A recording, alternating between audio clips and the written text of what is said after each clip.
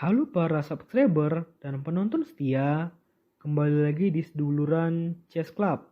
Dalam kesempatan kali ini, admin Seduluran akan mencoba untuk mengulas salah satu pertandingan menarik dari ajang Meltwater Champions Chess Tour Julius Baer Generation Cup 2022, di mana Grandmaster Magnus Carlsen tampil sebagai juara ya di ajang ini setelah berhasil mengalahkan Grandmaster Arjun Erigaisi dengan skor 2-0 pada final hari kedua. Sebelumnya pada final hari pertama menang dengan skor 2,5 berbanding setengah. Dan kali ini admin Seduluran akan mengulas pertandingan dari round pertama hari kedua, ketika Grandmaster Magnus Carlsen berhasil mengalahkan Grandmaster Arjun Erigaisi dalam 48 langkah. Di sini Grandmaster Arjun Erigaisi yang menggunakan catur buah putih memulai permainan dengan pion D4 dan dijawab pion D6 oleh Grandmaster Magnus Carlsen. Pion E4 pembukaan pertahanan Pirc dan dijawab kuda F6 oleh Grandmaster Magnus Carlsen. Kuda C3 dan pion G6. Gajah E3, pion C6 dan menteri D2, kuda D7, rokade panjang oleh putih, dan pion B5, pion F3, kuda B6, dan pion H6 atau H4. Pion ancam kuda, kuda mundur ke B1, dan pion A5. Di sini pion-pion hitam pergerakannya mulai membahayakan bagi putih, dan ini harus terus dijaga betul oleh Grandmaster Arjun Erigaisi agar semuanya netral, agar aman terkendali ya. Kuda H3 dan pion D5, pion ancam kuda, kuda H5 dan menteri E1, gajah pukul kuda, benteng pukul gajah, dan kuda mundur ke G7. Gajah ancam kuda, kuda berpindah ke E6, gajah pukul gajah, dan benteng pukul gajah. Di sini tampaknya Grandmaster Magnus Carlsen tidak akan rokade, karena mau rokade pendek sudah tidak bisa. Sedangkan kalau mau rokade panjang, pertahanannya sudah sangat terbuka. Jadi hampir sulit untuk melihat kemungkinan Grandmaster Magnus Carlsen akan rokade panjang.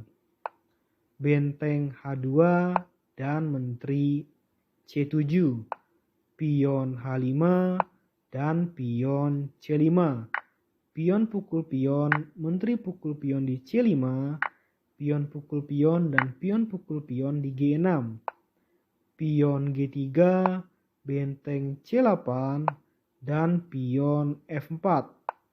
Kuda D4 ancam pion putih 3 kali, dan ini cukup berbahaya bagi putih.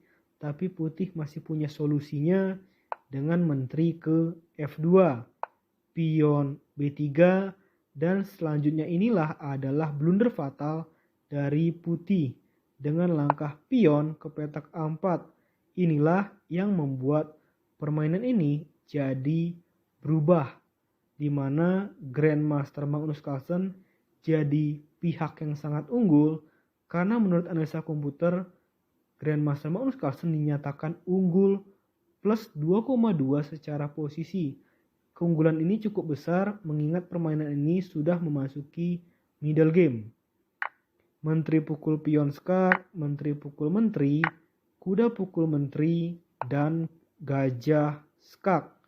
Raja pindah ke D8, lalu kuda C3, pion ke E6 untuk melindungi pion hitam yang ada di D5, dan raja ke B1, raja E7, kuda E2, benteng H8 ajak adu benteng yang diterima oleh putih, benteng pukul benteng, benteng pukul benteng, dan kuda mundur ke C1, kuda ancam benteng, benteng ancam kuda, dan kuda mundur ke C4, kuda pukul pion, dan benteng H2.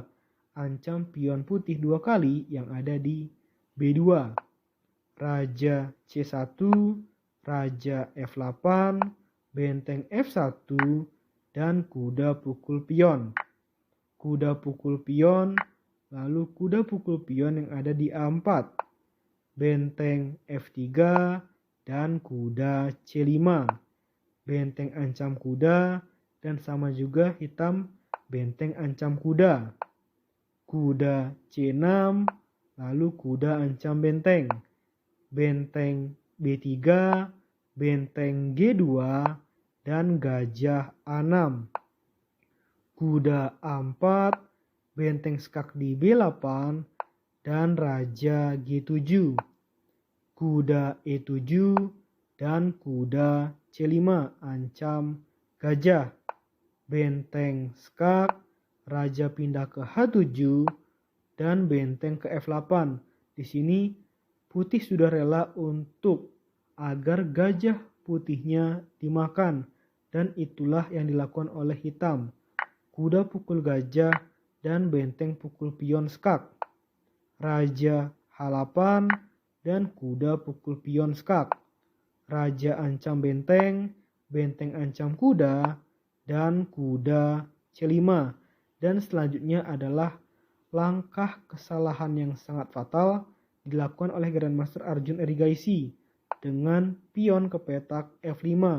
Maka dengan demikian, apapun langkah putih ke depannya akan terkena skakmat dari Grandmaster Magnus Carlsen dalam tempo 2-3 langkah ke depan, apapun balasan yang dilakukan oleh putih.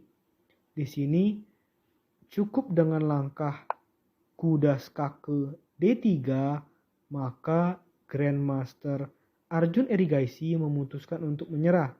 Karena jika pindah ke sini, maka terkena skakmat dengan benteng. Dan jika pindahnya ke sini, maka ada kuda skak. Raja hanya bisa berpindah ke A1 dan skakmat cantik dengan benteng G1.